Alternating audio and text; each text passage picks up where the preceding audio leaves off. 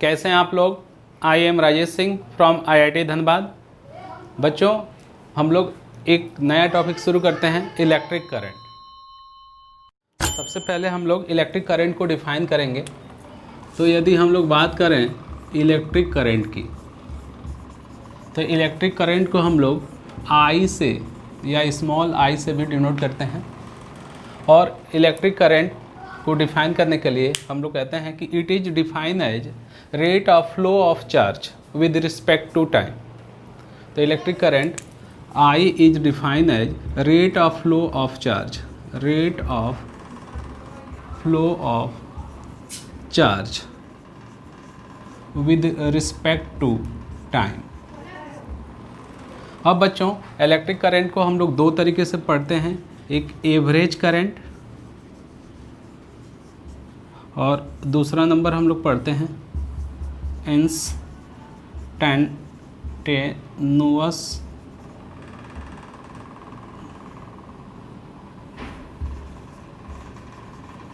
Current.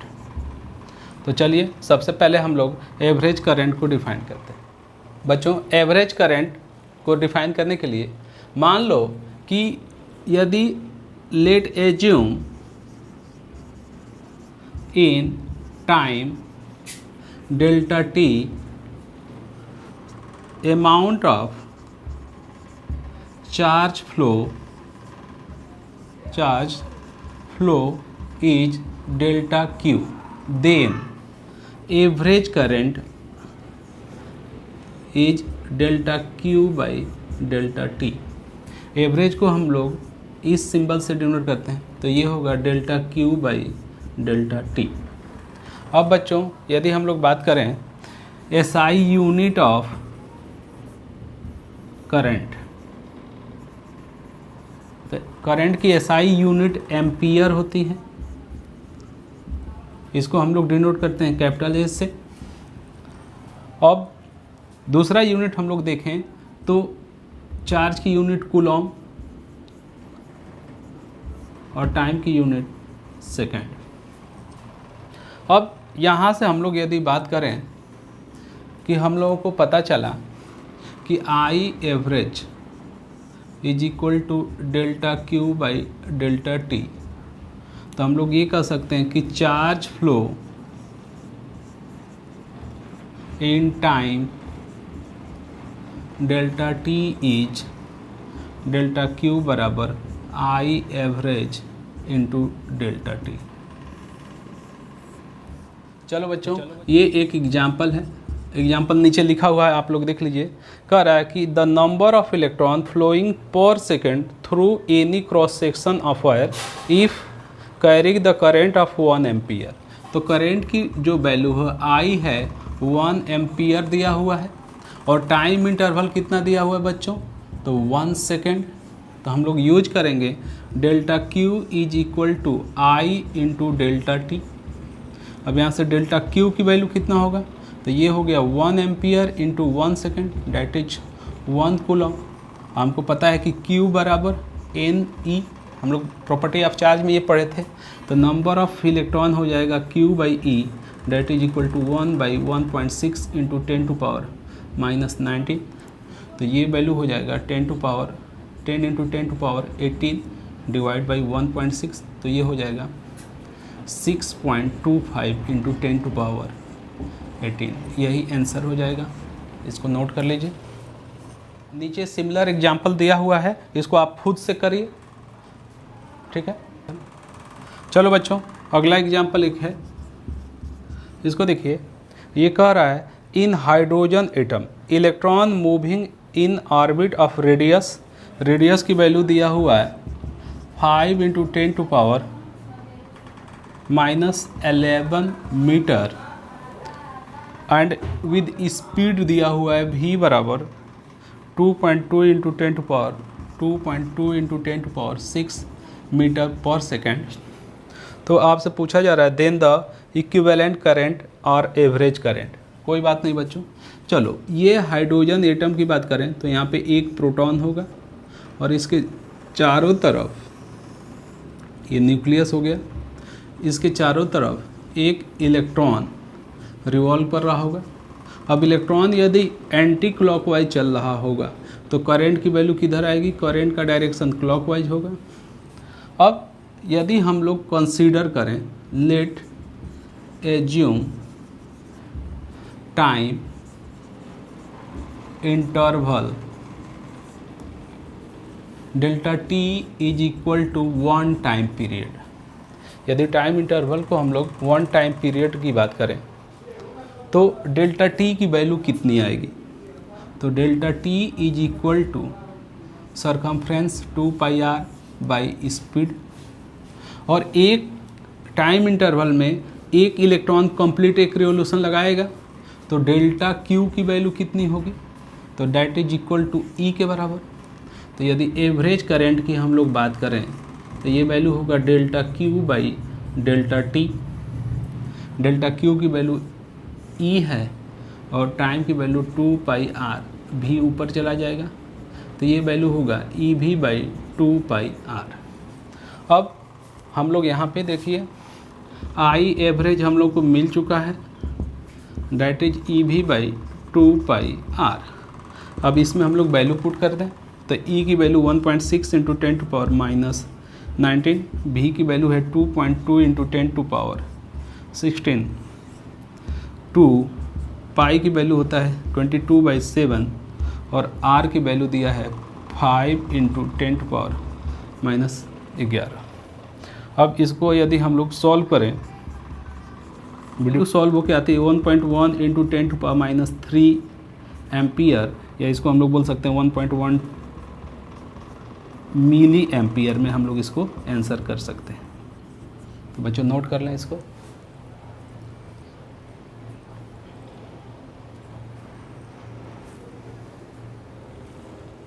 अब बात करेंगे हम लोग डायरेक्शन ऑफ करंट का। तो देखो बच्चों, जो डायरेक्शन ऑफ करंट होता है in the same direction of flow of positive charge होता है। यदि ये पॉजिटिव चार्ज है और ये किसी कंडक्टर के अंदर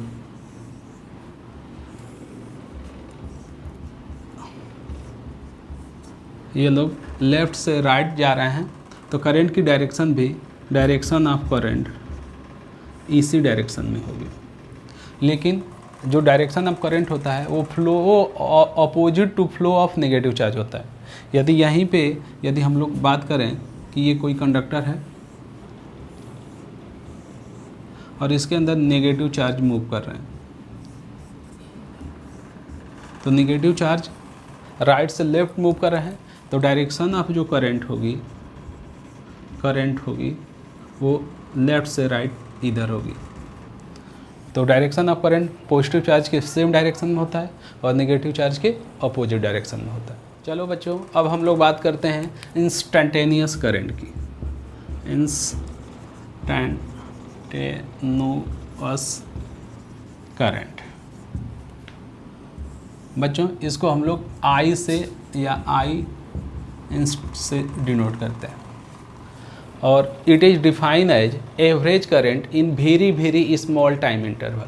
मतलब इसके अंदर जो टाइम इंटरवल डेल्टा टी लेंगे वो टेंडिंग टू 0 होगा। तो इसको हम लोग मैथमेटिकली ऐसे रिप्रेजेंट कर सकते हैं कि I instantaneous is equal to limit रहेगा जिसके अंदर टाइम इंटरवल की वैल्यू बहुत कम होगा और आई एवरेज।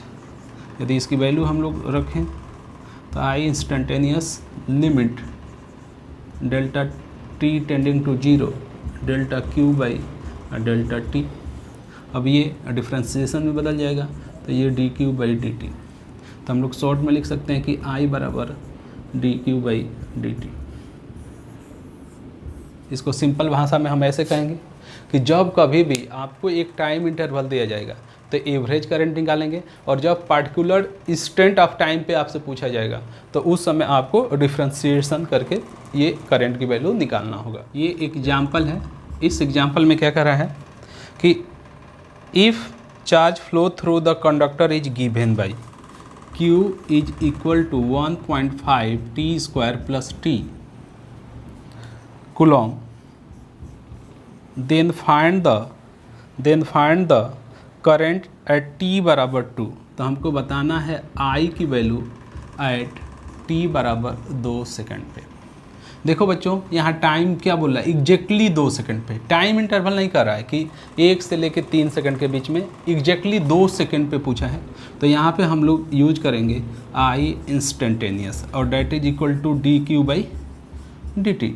यदि हम लोग यहाँ पे रखें तो d Q by D t करने के लिए चलो इसको डिफ्रेंशिएट करेंगे। तो आई इंस्टेंटेनियस की वैल्यू कितनी आएगी, तो ये हो जाएगा 2 × 1.5 टी प्लस टी का 1 हो जाएगा।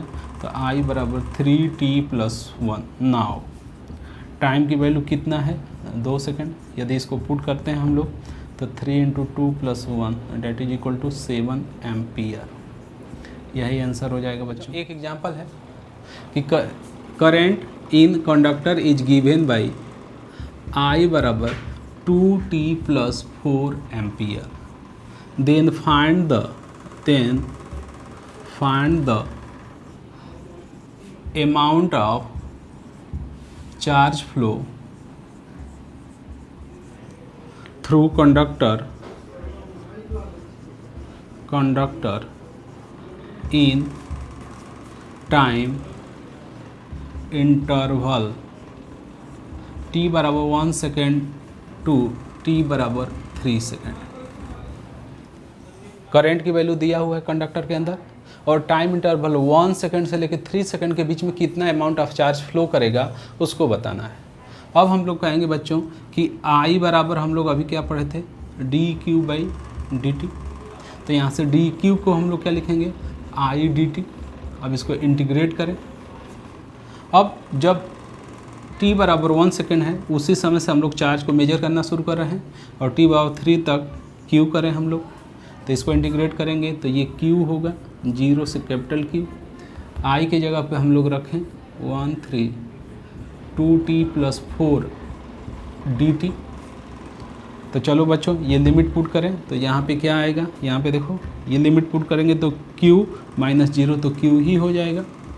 चलो इधर देखते हैं, ये होगा 2t² / 2 और 4 का इंटीग्रेशन 4t हो जाएगा विद लिमिट 1 to 3। चलो बच्चों तो q की वैल्यू, ये तो 2 कैंसिल हो गया, t² + 4t लिमिट को पुट कर दें 1 से 3। तो q की वैल्यू होगा 3 की power 9 + 4 × 3 - 1 + 4 × 1 that is equal to, ये वैल्यू हो जाएगी 12 और 9 21, 21 में से 5 गया 16 कूलम। यही आंसर हो जाएगा। नोट कर लो बच्चों इसको। ऑन द बेसिस ऑफ बच्चों flow of current matter are divided into following 3 type, conductor, semi conductor and insulator और नॉन कंडक्टर। अब बच्चों जिस मटेरियल से होके करंट फ्लो करती है उसको हम लोग कंडक्टर कहते हैं, जिससे करंट का फ्लो नहीं होता है उसको हम लोग इंसुलेटर कहते हैं, और जिसमें बहुत करंट की वैल्यू वेरी पुअर फ्लो करती है उसको हम लोग सेमी कंडक्टर कहते हैं। अब बच्चों ये इस बात पे डिपेंड करता है कि उसके अंदर नंबर ऑफ फ्री इलेक्ट्रॉन की कॉन्सेंट्रेशन कितना है या फ्री इलेक्ट्रॉन डेंसिटी उसके अंदर कितना है। तो हम लोग सबसे पहले डिफाइन करेंगे फ्री इलेक्ट्रॉन डेंसिटी। देखो बच्चों फ्री इलेक्ट्रॉन डेंसिटी को स्मॉल n से डिनोट करते हैं। किसी भी मटेरियल के अंदर वो इलेक्ट्रॉन जो आउटर मोस्ट सेल के होते हैं, जो उस मटेरियल में पूरी तरह से घूमने के लिए फ्री होते हैं, वो पूरे मटेरियल में घूमते हैं बट उस मटेरियल को छोड़ के नहीं जाते, और ये इलेक्ट्रॉन इलेक्ट्रिक करंट के फ्लो इन्हीं के थ्रू होता है। तो ऐसे इलेक्ट्रॉन को हम लोग क्या कहते हैं, फ्री इलेक्ट्रॉन। अब किसी भी मटेरियल को 2 पार्ट में डिवाइड किया जाता है, एक फ्री इलेक्ट्रॉन और लैटिस। तो फ्री इलेक्ट्रॉन समझ ही गए किनको कहते हैं, वो आउटर मोस्ट इलेक्ट्रॉन जो पूरे मटेरियल में घूमने के लिए फ्री हैं बट वो मटेरियल को छोड़ के बाहर नहीं जाते हैं, और यही रिस्पॉन्सिबल होते हैं फ्लो ऑफ करंट के लिए। और इनको छोड़ के पूरा मटेरियल का जितना पार्ट है उसको हम लोग लैटिस कहते हैं। और number of free electron per unit volume is known as free electron density. तो ये बहुत इंपॉर्टेंट टर्म्स है, इसका कंसंट्रेशन कितना है उसी के बेसिस पे हम लोग कंडक्टर, सेमीकंडक्टर और इंसुलेटर में डिवाइड किया जाता है। तो चलिए अब हम लोग बात करेंगे flow of electric current in conductor. देखो बच्चों, हम लोग जैसे यदि बात करें कि ये कोई कंडक्टर, ये कंडक्टर है, तो इस कंडक्टर के अंदर नंबर ऑफ फ्री इलेक्ट्रॉन बहुत सारे होंगे, so many number of free electron होंगे, और ड्यू टू टेम्परेचर इनके पास थर्मल एनर्जी होगी, और थर्मल एनर्जी की वजह से ये एक पर्टिकुलर स्पीड से मूव करेंगे। लेकिन जैसे ही ये मूव करेंगे कुछ दूरी चलने के बाद लैटिस से कोलाइड कर जाएंगे, कोलिजन होगा तो इनका डायरेक्शन ऑफ मोशन चेंज हो जाएगा, फिर ये कहीं कोलिजन किए लैटिस से तो इधर गए, फिर एट रैंडम, तो इनका जो पाथ होगा यदि किसी पर्टिकुलर हम लोग फ्री इलेक्ट्रॉन का पाथ देखें तो वो जिग जैग शेप का होगा, और यदि हम लोग किसी भी फ्री इलेक्ट्रॉन की एवरेज स्पीड देखेंगे तो ये एवरेज स्पीड की वैल्यू 0 आएगी। ठीक है। अब यदि इस कंडक्टर को हम लोग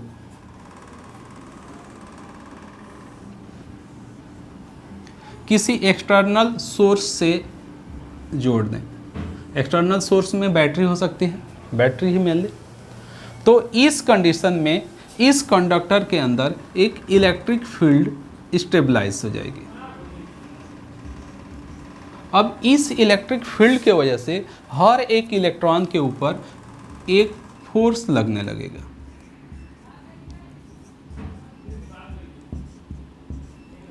और इसके वजह से जो इलेक्ट्रॉन है उनके पास थर्मल स्पीड तो थी ही, लेकिन ये एक इलेक्ट्रिक फील्ड के ऑपोजिट डायरेक्शन में पूरा क्लाउड के साथ शिफ्ट करेंगे, और उस स्पीड को हम लोग ड्रिफ्ट स्पीड कहेंगे, और उसको हम लोग डिनोट करेंगे VD से। इसको हम लोग डिनोट करेंगे VD से। जो ड्यू टू थर्मल टेम्परेचर की वजह से जो इनको स्पीड होती है उसको थर्मल स्पीड कहते हैं, उसके वजह से इनका पाथ जिगजैग होता है। लेकिन जैसे एक्सटर्नल सोर्स से हम लोग इसको जोड़ते हैं एक फील्ड स्टेबलाइज हो जाती है, और उस फील्ड के वजह से ये पूरा इलेक्ट्रॉन का जो एक होता है क्लाउड की तरह वो आगे बढ़ता है, और उस स्पीड को हम लोग ड्रिफ्ट स्पीड कहते हैं। तो पहले बच्चों हम लोग ड्रिफ्ट स्पीड की वैल्यू निकालते हैं। चलो बच्चों, हम लोग को ड्रिफ्ट स्पीड समझने से पहले एक बात और समझना होगा। देखो, जैसे जब ये फ्री इलेक्ट्रॉन मूव करता है तो जाके लैटिस से कोलाइड करता है, अपने पाथ को चेंज कर देता है एट रैंडम, तो कभी टाइम कम ही समय में ये कोलिजन कर जाता है, कभी लॉन्ग टाइम बाद करता है, कभी लॉन्ग टाइम उससे फिर शॉर्ट टाइम।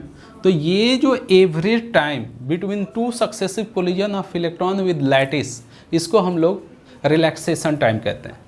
मतलब दो कोलिजन के बीच का जो टाइम इंटरवल, एवरेज जो टाइम इंटरवल होता है उसको हम लोग क्या बोलते हैं, रिलैक्सेशन टाइम, रिलैक्सेशन टाइम, और इसको हम लोग टाउ से डिनोट करते हैं।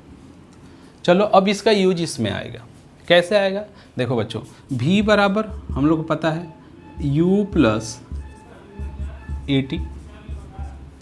अब A बराबर क्या होता है, फोर्स बाई मास, अब फोर्स की वैल्यू कितना होगा, E बाई मास।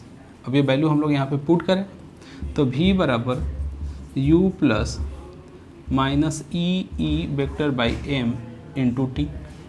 अब इसका यदि हम लोग एवरेज लें तो एवरेज वेलोसिटी की बात किया जाए तो average U plus average of E T. अब देखो हमको पता है जो इनिशियल स्पीड होता है वो ड्यू टू टेम्परेचर होता है, थर्मल स्पीड होता है, और थर्मल का एवरेज वैल्यू क्या होता है 0, और इस एवरेज स्पीड को ही हम लोग क्या कहते हैं, ड्रिफ्ट स्पीड कहते हैं। अब यहाँ पे देखो ये पूरा कांस्टेंट है तो ये तो बाहर निकल जाएगा, और एवरेज टाइम को अभी हम लोग रिलैक्सेशन टाइम टाउ कहे थे, तो VD की वैल्यू हम लोग क्या लिखेंगे, ड्रिफ्ट वेलोसिटी बराबर minus E vector by M into tau.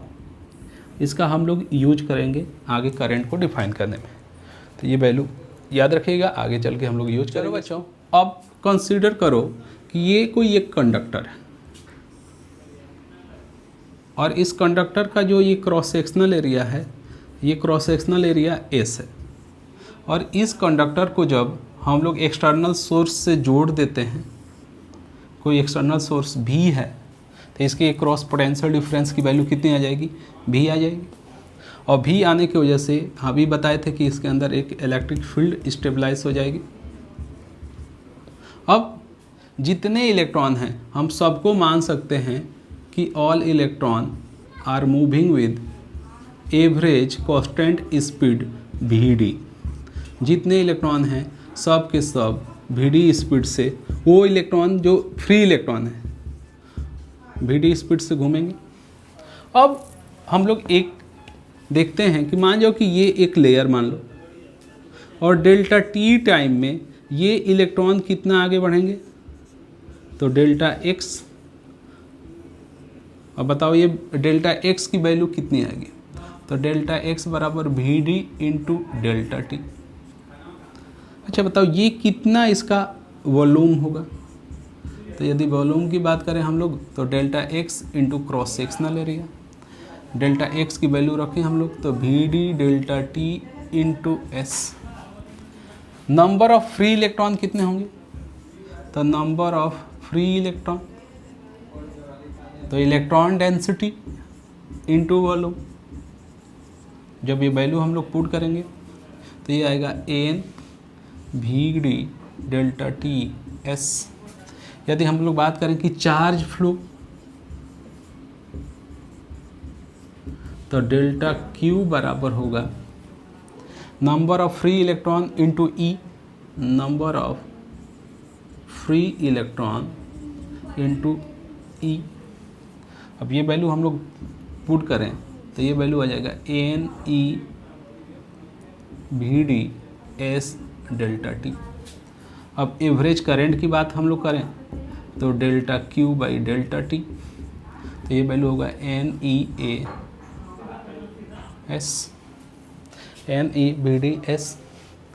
तो ये हम लोग को फाइनल करंट की जो वैल्यू आया, ये आया NEVD_S, जहाँ पे N है number of free electron per unit volume, या इसको फ्री इलेक्ट्रॉन डेंसिटी कहते हैं। E होता है charge on electron 10⁻⁻19 coulomb. V है ड्रिफ्ट स्पीड और S है cross sectional area of conductor. तो बच्चों इसको नोट कर लो, ये इम्पोर्टेंट फार्मूला है।